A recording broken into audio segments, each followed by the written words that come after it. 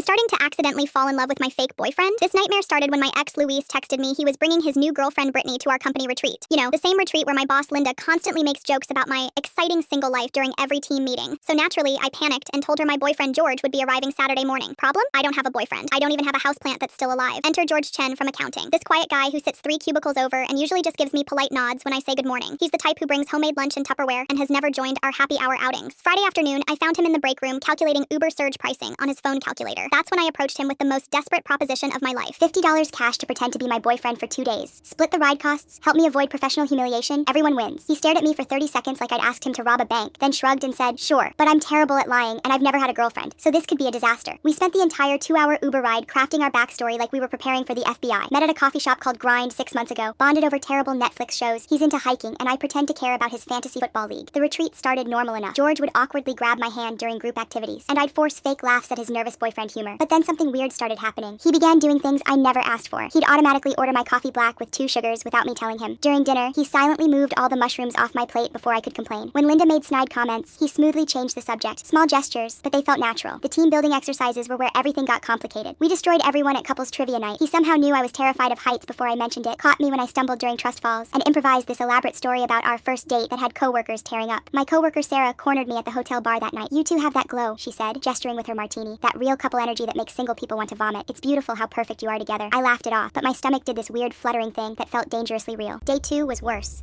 George held my hand during Linda's morning presentation, and it didn't feel like acting anymore. His thumb traced tiny circles on my palm, and I caught myself leaning into his shoulder without thinking.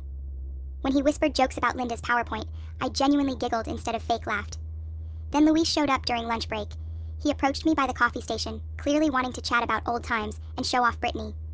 Before I could respond, George appeared beside me with this protective energy I'd never seen before. Everything okay here? He asked, his voice completely different, more serious, almost territorial. Luis immediately backed off, and I found myself staring at George like I was seeing him for the first time. Something in his expression made my heart race. The retreat ended Sunday afternoon.